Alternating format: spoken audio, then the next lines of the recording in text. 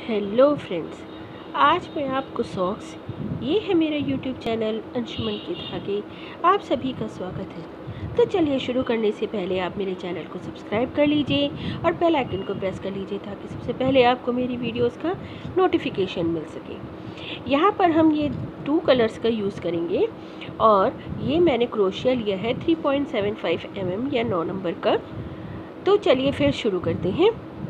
तो शुरू करने से पहले हम किस साइज़ का ये सॉक्स बनाना चाह रहे हैं उसे का नाप लेना है।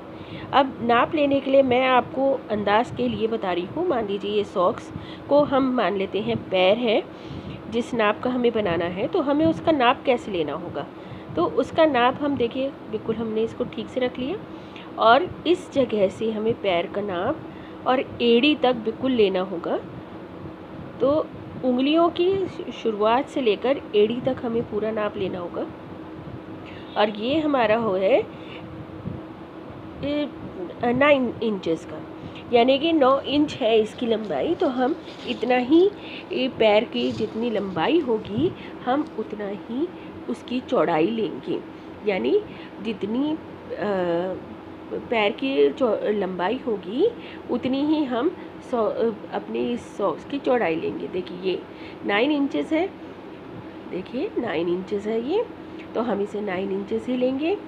और जो अगर हम इसमें नापें कि सॉक्स की चौड़ाई कितनी होनी है, तो चौड़ाई देखिए हम इस तरह से नापेंगे। हमने बीच में से नापा तो ये करीब 8 इंच है और इसको नापने के लिए आप अपने पैर पे पूरा गोल घुमाकर सॉक्स को नाप सकते हैं। तो यहाँ पर हम 9 इंच इसकी लंबाई और 8 इंच इसकी चौड़ाई लगभग स्क्वायर हमें बनाना है। तो चलिए फिर शुरू करते हैं। तो ये मैंने एक पीस तैयार कर रखा है, लेकिन मैं आपको दूसरा पीस बताऊंगी कैसे शुरू करना है। तो यहाँ पर ये देखिए हमने एक ये स्लिप नॉट बनाया और हम चेन बनाएंगे। अब चेन बनाना शुरू करा, हम काउंट करते रहेंगे और हम अपने इंच टेप पर हम नाप भी रखेंगे, यानी कि हमें 9 इंच लेना है ना, तो हम इन्हें काउंट करते रहेंगे और फिर हम इन्हें अपनी इंच टेप पर भी नाप कर देखते रहेंगे कि कितना है। तो यहाँ पर 9 इंच के लिए करीब मैंने 40 चेन्स बनाई हैं और देखिए 40 चेन बनाने के बाद ये मैंने पहली चेन स्किप करके नेक्स्ट में मैंने सिंगल क्रोशे करा है। देखिए इस तरह से आप एक धागा नीचे छोड़ेंगे और 2 धागे लेकर ऊपर इस तरह से इनका सिंगल क्रोशे बनाएंगे। थोड़ा सा टाइम लगेगा आपको ये चेन बनाने में, पर कोई ऐसी दिक्कत वाली बात नहीं है। देखिए ये एक चेन हमने छोड़ी है और बाकी 2 चेन को लेकर हम सिंगल क्रोशे कर रहे हैं। तो हम इस तरह से इसे पूरा पहला रो जो हमारा होगा वो होगा सिंगल क्रोशे का। तो हम यहाँ पर सिंगल क्रोशे बनाएंगे। ये यहाँ तक हम सिंगल क्रोशे कंप्लीट बनाएंगे। अब इसके बाद देखिए ये सिंगल क्रोशे कंप्लीट हो गया, पहला रो हमारा कंप्लीट हो गया है। अब हमारा डिज़ाइन वाला डिज़ाइन या इस पैटर्न हमारा शुरू होगा, स्टिच पैटर्न। तो यहाँ पर जो हम स्टिच यूज़ कर रहे हैं, देखिए पहले हमने एक चेन बनाई, टर्न करा और पहले ही ये फंदे में या पहले ही होल में हमने ये डबल क्रोशे बनाया। तो ये तो हमारा हुआ कॉर्नर वाला डबल क्रोशे। उसके बाद अब देखिए हम यहाँ पर एक ये चेन को हम स्किप करेंगे और नेक्स्ट में हम क्रोशिया इस तरह से डालेंगे और एक डबल क्रोशे बना लेंगे। चलिए एक डबल क्रोशे बन गया। अब देखिए ध्यान से हमने धागा आगे करा और उस डबल क्रोशे के चारों तरफ हमने फंदे को लिया, फिर उसे रोक लिया, फिर एक और फंदा लिया, फिर रोका, फिर 3 बार ऐसे करके ये हमने एक साथ फंदे को निकाल के चेन बनाई। चलिए मैं दूसरा फंदा आपको फिर दिखाती हूँ। एक छोड़ के हमने ये धागा लिया और इस पर डबल क्रोशे बना दिया। देखिए ये डिज़ाइन बनेगा हमारा कुछ इस तरह का। अब मैं आपको ध्यान से दिखाती हूँ और समझाती हूँ कि ये किस तरह से बनेगा। देखिए ये डबल क्रोशे बन गया। अब हमने धागा लिया, उंगली से रोक लिया और ये डबल क्रोशे के चारों तरफ देखिए इस तरह से लपेट के हमने लिया। फिर हम धागे को रोक लेंगे उंगली से, तो दूसरा धागा लेंगे उसे भी रोकेंगे, फिर हम धागे को लेंगे आगे, फिर नेक्स्ट हमने जो धागा लिया था उसे लिया, क्रोशे के डबल क्रोशे के चारों तरफ लेकर और सबको एक साथ बुन दिया। अब एक चेन बना दी तो ये सिक्योर हो गया। देखिए ये इस तरह से आ जाएगा। अब हम फिर क्रोशिया लेकर एक चेन, एक को स्किप करके नेक्स्ट में फिर हम डिज़ाइन बनाएंगे। देखिए इस तरह से हम डिज़ाइन बनाएंगे। अब इस डिज़ाइन में ये है कि नीचे तो 2 चेन में हम डिज़ाइन बना रहे हैं जो बेस, लेकिन ऊपर बन रहे हैं हमारे 3 चेन। एक में हम डबल क्रोशे बना रहे हैं, एक में हम डिज़ाइन बना रहे हैं और एक हम चेन बना रहे हैं, तो 3 बन रहे हैं। तो इस चीज़ का हमें ध्यान रखना है कि अगली बार अगले राउंड में हमें इस चीज़ का ध्यान रखना है। देखिए इस तरह से हम इसे कंप्लीट करेंगे और पूरा कंप्लीट करा हमने। अब आप कहेंगे कि ये थोड़ा सा बड़ा दिख रहा है ऊपर का हिस्सा, नीचे की चेन छोटी है, तो उसका रीज़न मैंने आपको बताया। नीचे हमारे 2 फंदों में हम डिज़ाइन ले रहे हैं, लेकिन ऊपर के साइड हमारे 3 फंदे बन रहे हैं। देखिए अब हमने ये डबल क्रोशे, आखिरी का डबल क्रोशे बनाकर एंड कर दिया और उसके बाद एक चेन बनाकर टर्न करा है। अब हमें ध्यान रखना है कि सिंगल क्रोशे का रो आ गया, अब ये 3rd रो, तो हमें ये किस तरह से लेना है। देखिए हमें इसका ध्यान रखना है कि हमें केवल 2, जो हमने एक चेन बनाई है ना उसको हमें नहीं बुनना है।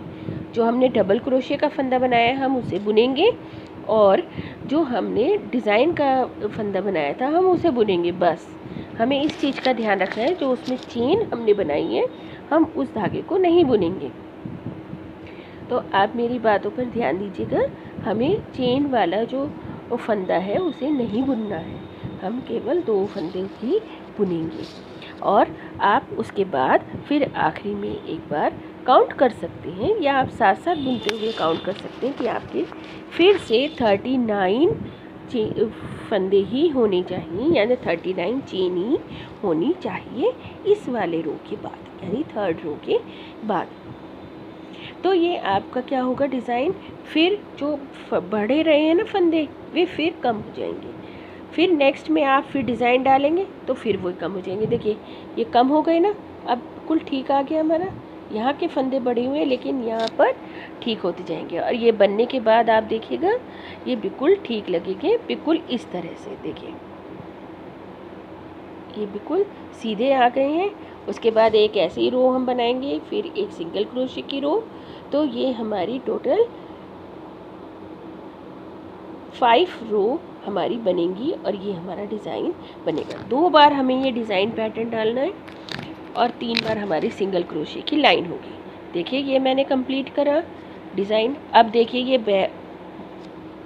फैल नहीं रहा है क्योंकि हमने वहाँ पर फंदों का ध्यान रखा था। अब ये हमारा कंप्लीट हो गया। अब ब्राउन वाला हिस्सा हमें बनाना है, तो ये सॉक्स का वो डिज़ाइन वाला हिस्सा है जो ऊपर की तरफ आएगा, और जो ब्राउन वाला हिस्सा आएगा ये नीचे की तरफ आएगा। देखिए अब इसे शुरू करने के लिए हम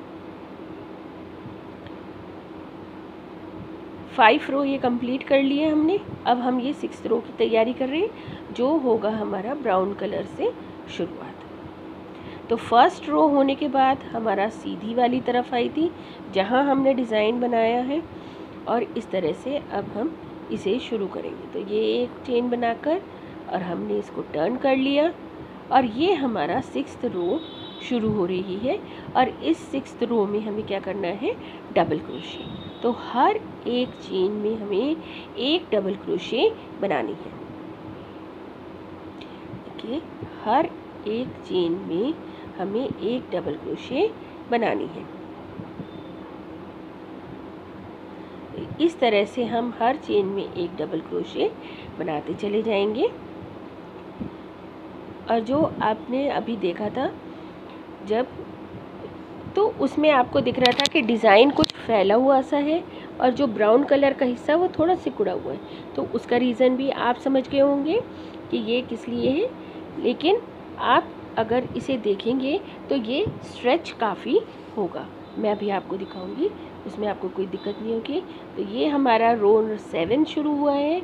रो 7 में हमें क्या करना होगा, हमें सिंगल क्रोशे करना होगा।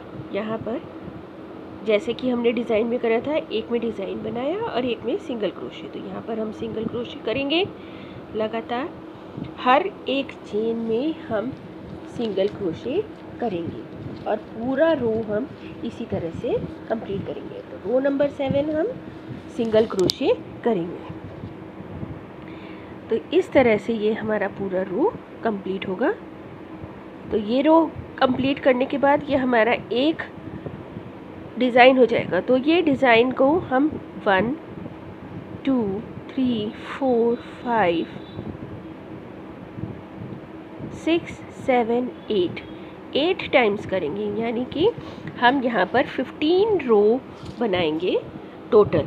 और उसके बाद फिर हम एक ये सिंगल क्रोशे की रो बनाएंगे, उसके बाद हम ये डिज़ाइन के बाकी रो बनाएंगे।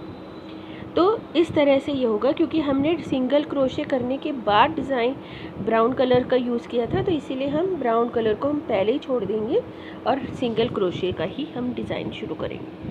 अब हमें ये सिलना है, तो हम सीधी साइड ऊपर रखकर इसे सिलना शुरू करेंगे। ये दोनों इस तरह से हम सिलेंगे।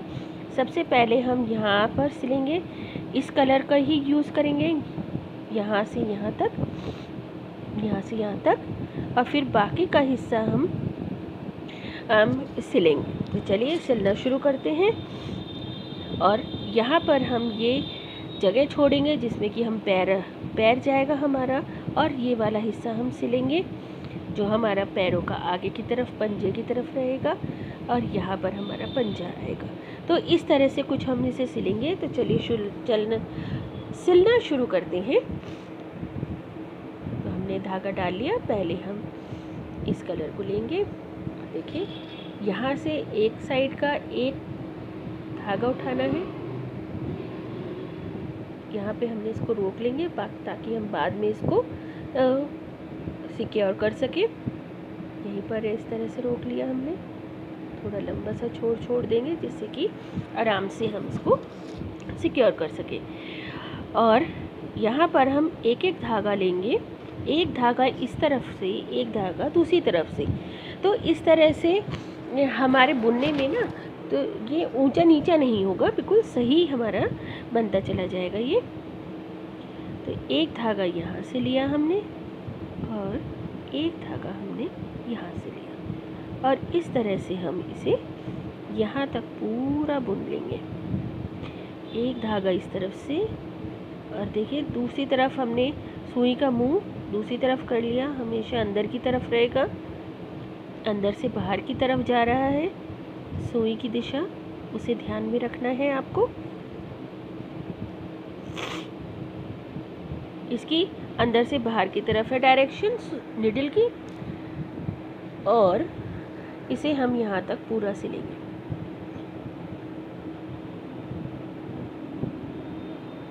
इस तरह से ये पूरा सिलेंगे। तो यहाँ पर हमारे ऊंचा नीचा होने का कोई भी गुंजाइश नहीं है, क्योंकि हम एक एक लाइन को सिल रहे हैं।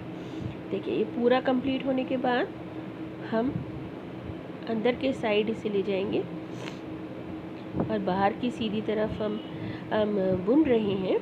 तो हमने ये अंदर की साइड हम इसे ले जाएंगे धागे को, और यहाँ पर धागे को हम कट कर लेंगे और सब धागों को सिक्योर करेंगे। सिक्योर करने के लिए देखिए ये टाइट करके हम 2-3 गांठें लगा देंगे, और फिर जो एक्स्ट्रा धागा है उन्हें कट करेंगे, और जो छोर हमारे बचे हैं उन्हें हमने अंदर की तरफ दबा दिया है।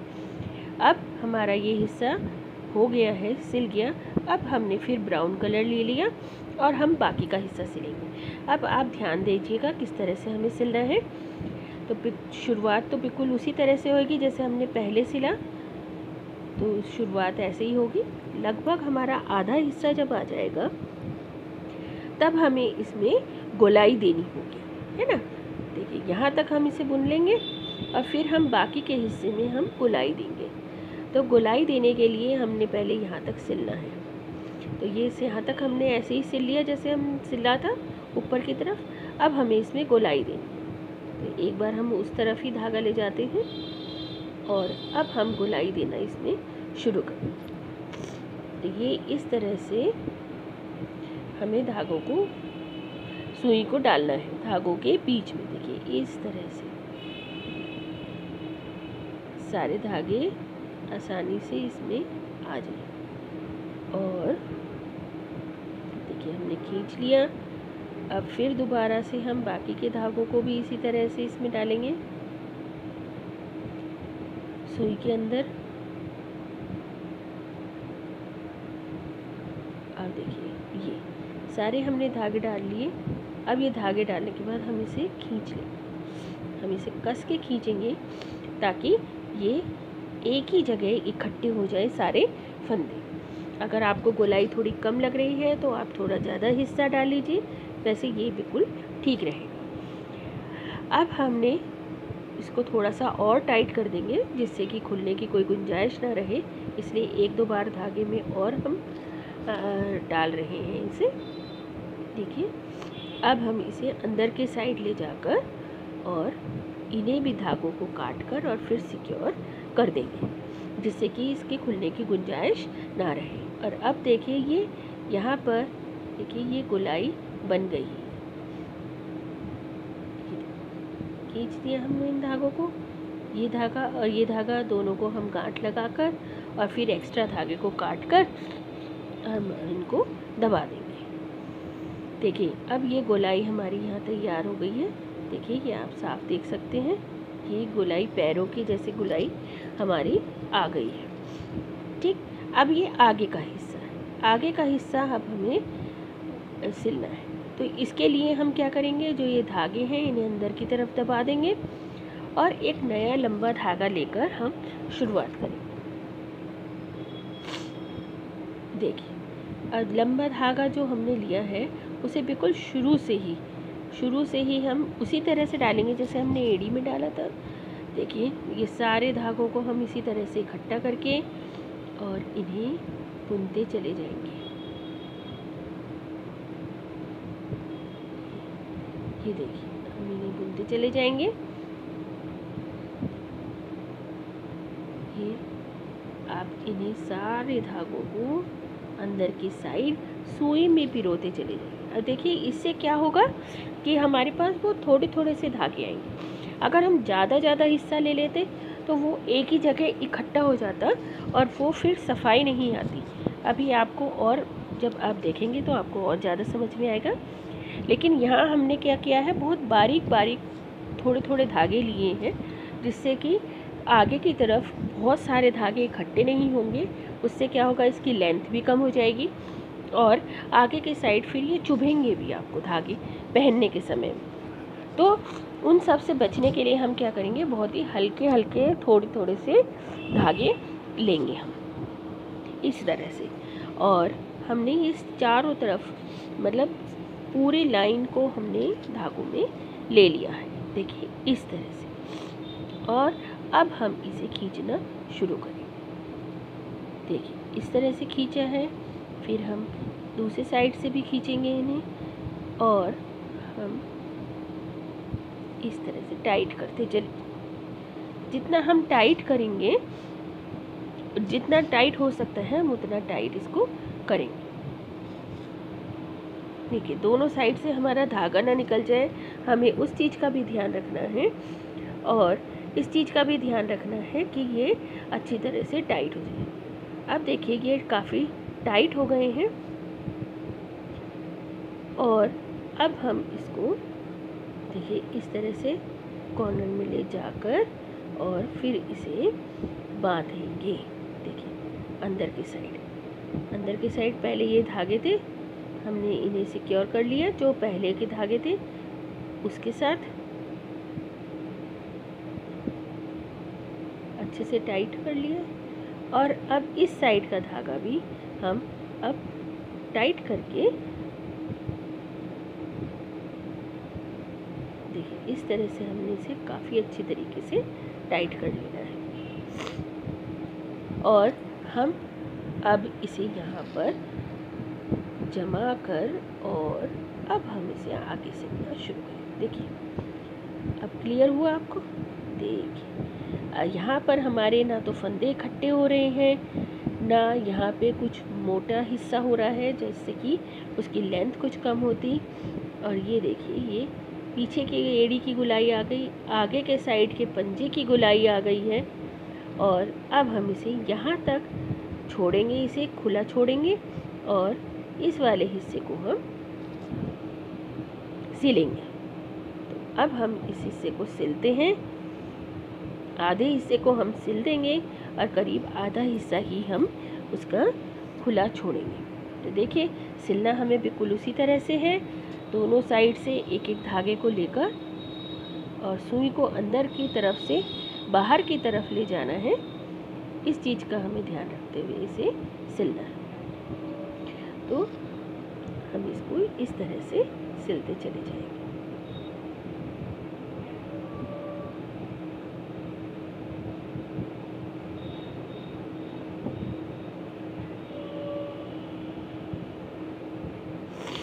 ये देखिए इतना हमें छोड़कर बाकी सारा सिलना है।